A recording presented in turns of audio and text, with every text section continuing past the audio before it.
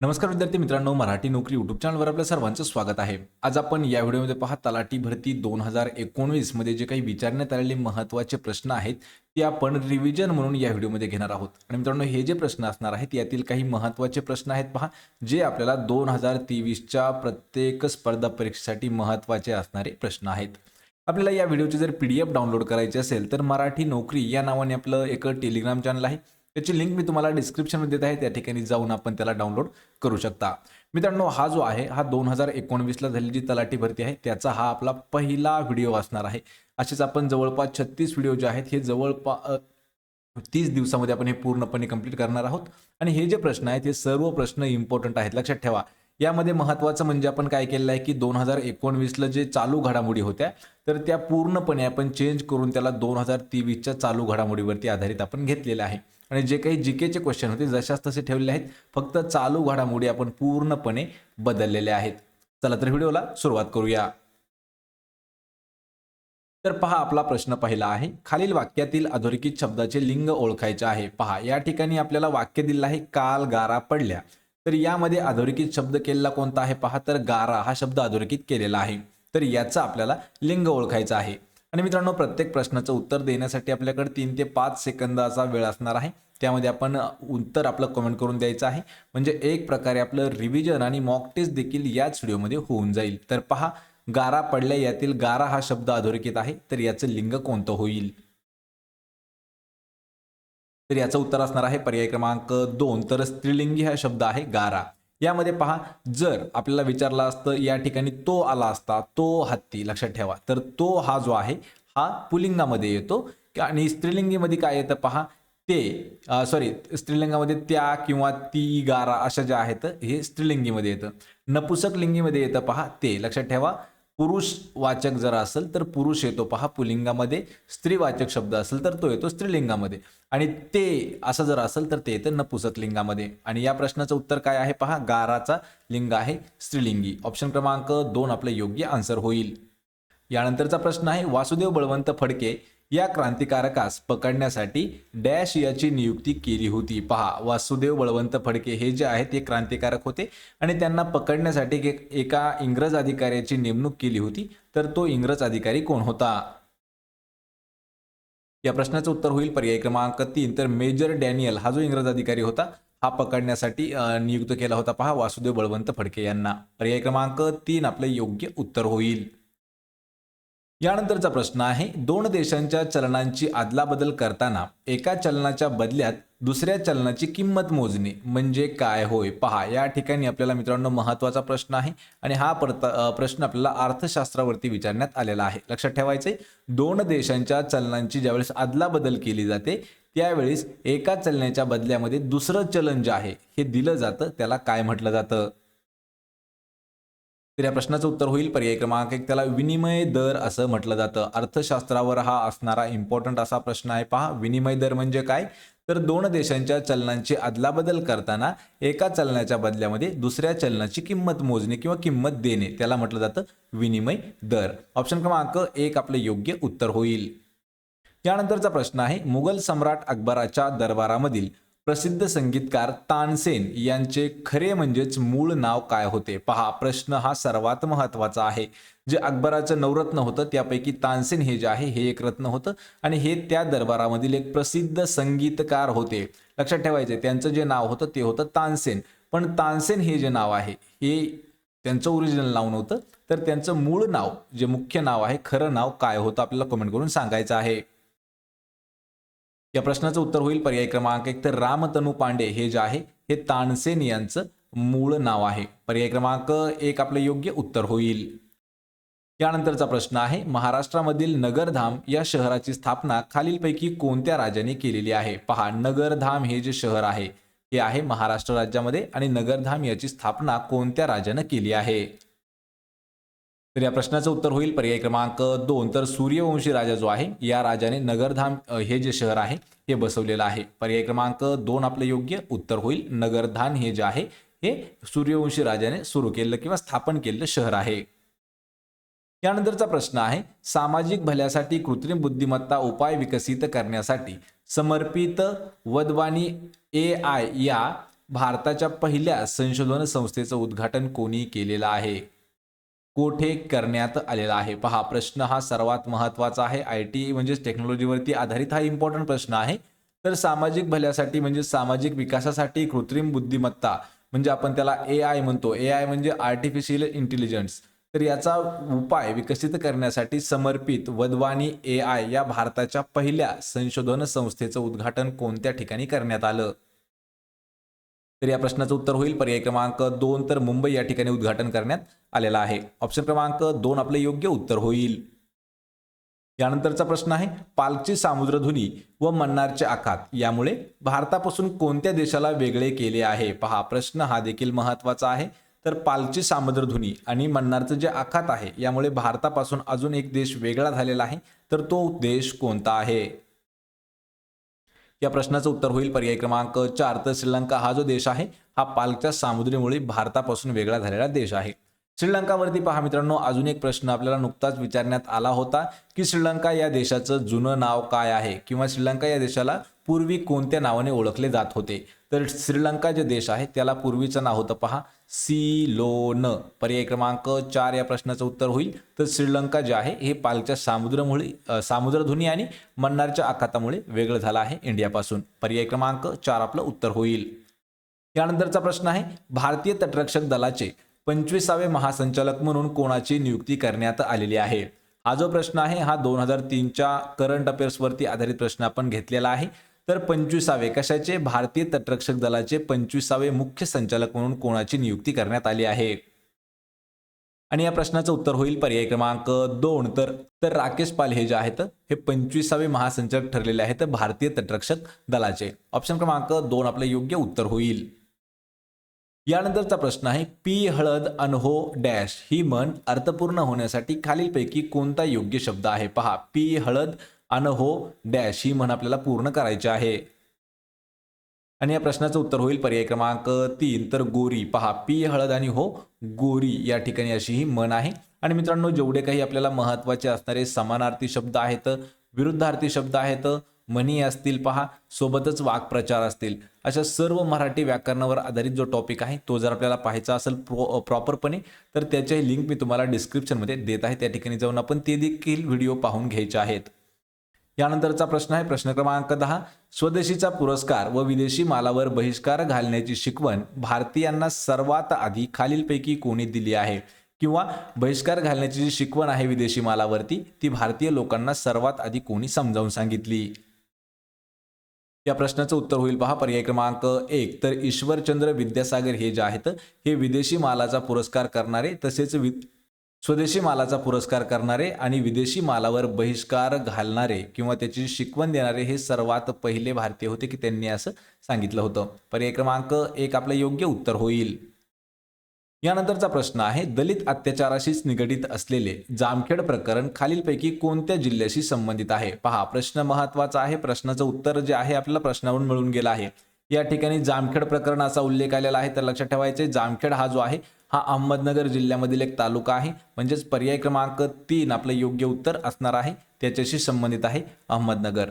यावरती मित्रांनो जर लेटेस्ट न्यूजनुसार पाहायचं असेल तर कधी कधी आपल्याला पहा जर परीक्षा थोडीशी लांबली गेली तर अहमदनगर या जिल्ह्याचं नाव देखील चेंज झालेलं आहे. लक्षात ठेवा, म्हणजे अजून प्रॉपर नाही पण ते प्रस्तावित आहे.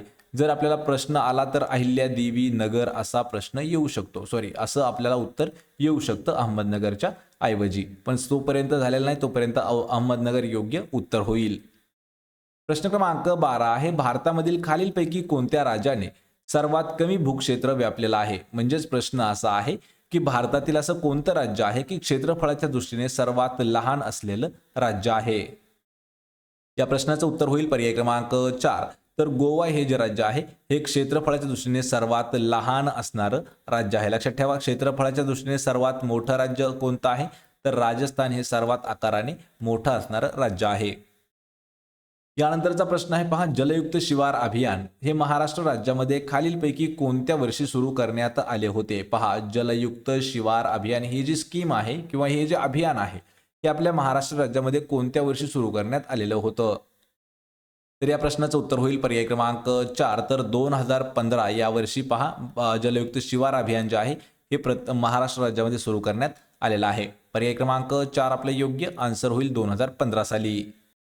यानंतरचा प्रश्न आहे, योग्य पर्याय निवडून वाक्प्रचार पूर्ण करायचा आहे. या ठिकाणी आपल्याला एक वाक्य दिलेलं आहे, डोक्यावरती डॅश फोडणे. तर हा जो आहे हा आपल्याला वाक्प्रचार पूर्ण करायचा आहे. आणि या प्रश्नाचं उत्तर होईल पर्याय क्रमांक 3. तर डोक्यावर खापर फोडणे असं आपल्याला महत्त्वाचा वाक्प्रचार मिळून जाईल. त्यामुळे पर्याय क्रमांक 3 आपले योग्य उत्तर होईल. यानंतरचा प्रश्न आहे पहा, कोणत्या राज्याचे सरकार राज्यामध्ये अन्न आयोग स्थापन करणार आहे? मित्रांनो, हा जो प्रश्न आहे पहा, आपण हा प्रश्न करंट अफेअर्स 2023 वर आधारित घेतलेला आहे. आणि यामध्ये जेवढे काही 2019चे करंट अफेअर्सचे क्वेश्चन होते आपण ते रिप्लेस करून 2023 ने घेतलेले आहेत. तर पहा, कोणत्या राज्याचे सरकार आहे जे राज्यामध्ये अन्न आयोग जे आहे हे स्थापन करणार आहे? तर या प्रश्नाचं उत्तर होईल पर्याय क्रमांक 1. तर महाराष्ट्र सरकार जे आहे, महाराष्ट्र राज्य सरकार हे आपल्या राज्यामध्ये अन्न आयोग जे आहे हे स्थापन करणार आहे. पर्याय क्रमांक 1 आपले योग्य आन्सर होईल. यानंतरचा प्रश्न आहे, दिलेल्या पर्यायापैकी योग्य विरुद्धार्थी शब्द निवडायचा आहे. पहा मित्रांनो, प्रत्येक परीक्षेसाठी समानार्थी आणि विरुद्धार्थी हे दोन जे शब्द आहेत हे सर्वात महत्त्वाचे आपल्याला विचारले जातात. कारण यावरती आपल्याला 1 ते 2 मार्क किंवा 1 ते 2 प्रश्न हे हमेशा विचारले जातात. तर पहा, या ठिकाणी तुटवडा असा शब्द दिलेला आहे. तर याचा समान अर्थ विरुद्धार्थाचा शब्द कोणता होईल? तर योग्य आन्सर होईल पहा पर्याय क्रमांक 4. तर विपुलता म्हणजे जास्त प्रमाणात आणि तुटवडा म्हणजे कमी प्रमाणात. म्हणजेच पर्याय क्रमांक 4 आपले योग्य उत्तर होईल. आणि मित्रांनो, असे जे शब्द आपल्याला पाहायचे असतील, समानार्थी शब्द, विरुद्धार्थी शब्द, म्हणी, वाक्प्रचार हे जे आहेत आपण हे प्रत्येक जवळपास 100 प्रश्न यावरती घेतलेले आहेत. त्याच्याही लिंक मी तुम्हाला डिस्क्रिप्शनमध्ये देत आहे. यानंतरचा प्रश्न आहे, इसवी सन 1425 मध्ये गाविलगड किल्ला खालीलपैकी कोणत्या राजाने बांधला होता? या ठिकाणी पहा, आपल्याला 2 प्रश्न हे तयार होतात. पहिला प्रश्न आहे की गाविलगड किल्ला कोणत्या साली बांधण्यात आला? तर 1425 साली गाविलगड किल्ला जो आहे हा बांधण्यात आलेला आहे. या ठिकाणी प्रश्न आहे की कोणत्या राजाने बांधलेला आहे? तर आपल्याला या ठिकाणी कमेंट करून सांगायचं आहे उत्तर. आणि या प्रश्नाचं उत्तर होईल पर्याय क्रमांक 2. तर अहमद शहा बहामनी. पहा, अहमद शहा बहामनी यांनी बांधलेला आहे गाविलगड किल्ला 1425 मध्ये. ऑप्शन क्रमांक 2 आपले योग्य उत्तर होईल. यानंतरचा प्रश्न आहे पहा, 1974 मध्ये पोखरण या ठिकाणी अंमलात आणलेल्या पहिल्या परमाणु चाचणीला कोणते सांकेतिक नाव देण्यात आले होते? पहा, प्रश्न हा देखील महत्त्वाचा आहे. 1974 साली पोखरण या ठिकाणी, कोणत्या ठिकाणी? पोखरण या ठिकाणी पहिली अणुचाचणी भारताची करण्यात आली होती. तर ती जी चाचणी आहे तिला कोणतं निकनेम किंवा टोपण नाव, एक प्रकारे आपण त्याला कोडवर्ड म्हणू शकतो, तर कोणता त्याला कोडवर्ड देण्यात आलेला होता?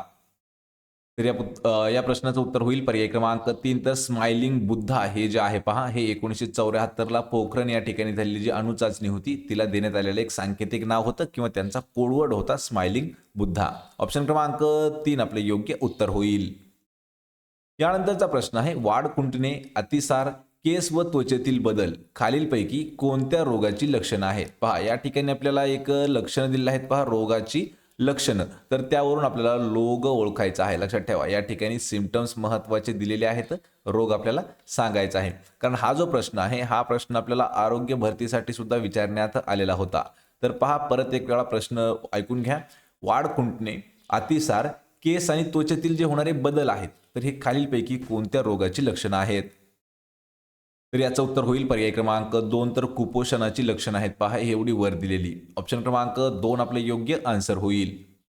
यानंतरचा प्रश्न आहे, अंबादेवी मंदिर हे महाराष्ट्रातील खालीलपैकी कोणत्या शहरामध्ये स्थित आहे? मित्रांनो, हा देखील प्रश्न आपल्याला विचारला होता पहा तलाठी भरतीसाठी. हाच प्रश्न आपल्याला एक वेळा विचारला होता पहा वनरक्षक भरतीसाठी. म्हणजे हा प्रश्न सर्वात इम्पॉर्टंट देखील आहे. पहा, अंबादेवी हे मंदिर महाराष्ट्रातील कोणत्या शहरामध्ये स्थित आहे? आणि याचं उत्तर होईल पर्याय क्रमांक 1. तर अमरावती या शहरामध्ये स्थित आहे पहा अंबादेवी मंदिर. ऑप्शन क्रमांक 1 आपले योग्य उत्तर होईल. यानंतरचा प्रश्न आहे पहा, राष्ट्रीय काँग्रेसच्या अमरावती येथील 1987 मधील अधिवेशनाचे अध्यक्ष खालीलपैकी कोण होते? पहा, प्रश्न हा महत्त्वाचा आहे.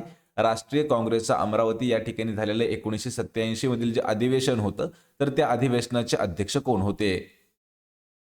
या प्रश्नाचं उत्तर होईल पर्याय क्रमांक 2. तर सी शंकरन नारायण हे जे आहेत पहा, हे 1987 या ठिकाणी राष्ट्रीय काँग्रेसचं जे अधिवेशन झालं अमरावती या ठिकाणचं तर ते त्याचे अध्यक्ष होते सी शंकरन नायर. पर्याय क्रमांक 2 आपलं या प्रश्नाचं योग्य आन्सर होईल.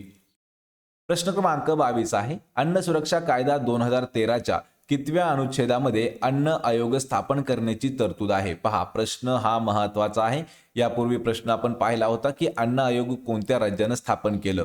तर पहा, महाराष्ट्र राज्याने अन्न आयोग स्थापन करण्याची घोषणा केली होती. आणि तसंच या ठिकाणी प्रश्न आहे त्याला संबंधित असणारा अन्न सुरक्षा कायदा 2013चा जो आहे तो कितव्या अनुच्छेदामध्ये अन्न आयोग स्थापन करण्याची तरतूद करण्यात आली आहे?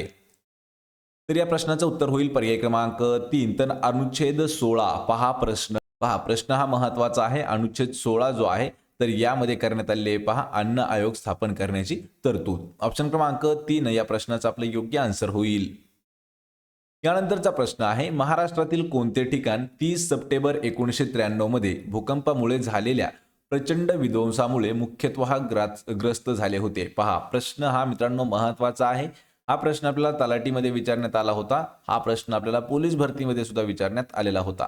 तर या ठिकाणी महाराष्ट्रातील आपल्याला एक ठिकाण सांगायचं आहे की त्या ठिकाणी 30 सप्टेंबर 1993 मध्ये भूकंप झाला होता आणि त्या भूकंपामुळे जास्त प्रमाणामध्ये नुकसान देखील झालं होतं त्या शहराचं. तर या प्रश्नाचं उत्तर होईल पर्याय क्रमांक 3, तर लातूर या ठिकाणी पहा एक भूकंप झाला होता 1993 ला आणि त्यामुळे त्या ठिकाणचं सर्वात जास्त नुकसान जे आहे हे लातूरचं झालं होतं. पर्याय क्रमांक 3 आपले योग्य उत्तर होईल. यानंतरचा प्रश्न आहे, महाराष्ट्रातील कोणत्या समाजसुधारकाला लोकहितवादी म्हणून ओळखले जाते? पहा, या ठिकाणी एक समाजसुधारक आणि त्यांचं टोपण नाव देखील देण्यात आलेलं आहे. तर लोकहितवादी म्हणून कोणाची ओळख आहे? या प्रश्नाचं उत्तर होईल पर्याय क्रमांक 1, तर गोपाळ हरी देशमुख जे आहेत यांना म्हटलं जातं पहा लोकहितवादी. ऑप्शन क्रमांक 1 आपले योग्य उत्तर होईल. प्रश्न क्रमांक 25 आहे, अपवादात्मक खटल्यांसाठी पहिल्या अपिलीय प्राधिकरणाद्वारे पहिल्या अपिलीचा निकाल लावण्यासाठी वेळ मर्यादा डॅश इतकी असते? पहा, प्रश्न हा महत्त्वाचा आहे. हा प्रश्न आपल्याला समाज कल्याण ऑफिसची जी भरती झाली होती त्यामध्ये विचारण्यात आलेला हा प्रश्न होता. जे अपवादात्मक खटले आहेत तर त्यांच्या पहिली जी अपील करतो आपण आणि पहिल्या अपीलीय प्राधिकरणाद्वारे किंवा प्राधिकरणाने पहिल्या अपीलीचा निकाल लावायला किती वेळ घेतला पाहिजे? आणि याचं उत्तर होईल पहा पर्याय क्रमांक 2, तर 45 दिवसांचा वेळ जो आहे हा पहिल्या अपीलीय प्राधिकरणाद्वारे निकालाचा वेळ असतो पहा 45 दिवस. पर्याय क्रमांक 2 आपले योग्य उत्तर होईल. मित्रांनो, या व्हिडिओचा आपला हा शेवटचा प्रश्न आहे. प्रश्न क्रमांक 26, महाराष्ट्राचे खालीलपैकी कोणत्या जिल्ह्या शेजारील तेलंगणा राज्यासोबत सीमा सामायिक आहे?